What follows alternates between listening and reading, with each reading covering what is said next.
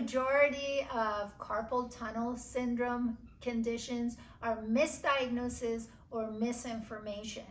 Chances are low for your carpal tunnel, which is a median nerve, carpal tunnel syndrome, which is a median nerve issue, to actually be a carpal tunnel syndrome.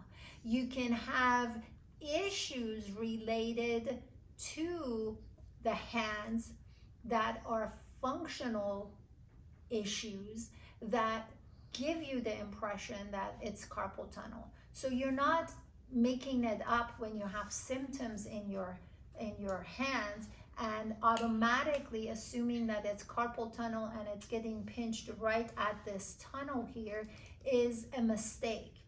In my practice, I'm gonna have to say actually 100% of cases that I see in my practice are not carpal tunnel, even though they come here with the diagnosis of carpal tunnel syndrome.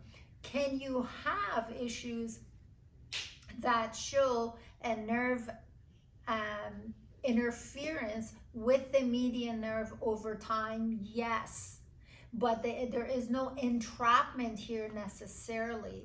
A lot of times it's a dysfunction. It starts with a dysfunction in the shoulder blade, the neck shoulder joint, elbow positioning and performance, wrist positioning and performance. So by just having the surgery where they snap that bracelet, your natural bracelet that keeps everything here, and thinking that's going to take the load off the median nerve and give you a relief, is, from what I've seen, would have not solved the problem.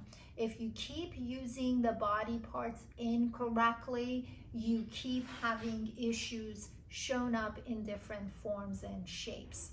So carpal tunnel, when it comes to carpal tunnel syndrome, when people come in here, I look at their neck, shoulder blade, shoulder joint, elbow joint, wrist joint, positioning of the body in performance.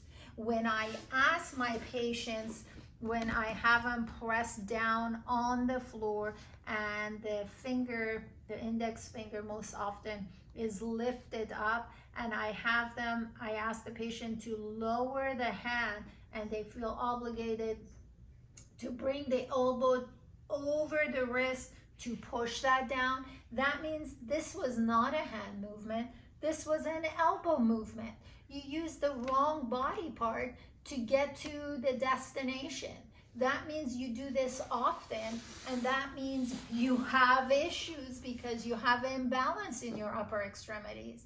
Sometimes I ask, sometimes ask, the elbows need to not be locked, and a lot of times people don't know how to keep the elbow unlocked and keep the shoulder joint in place. Or maybe when they do that, they have to drop their head or their neck down. All of these are different dysfunctions in the path of performance.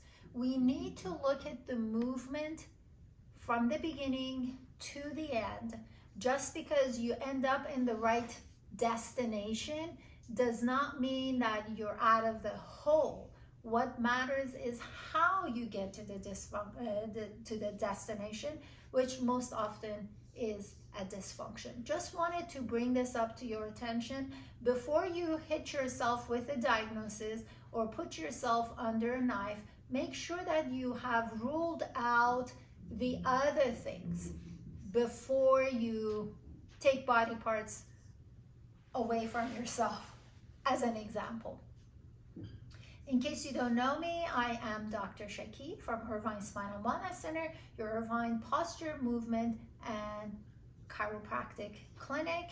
And you can use one of the methods of contact in the description box to contact the office in case you have any questions. Thanks for watching.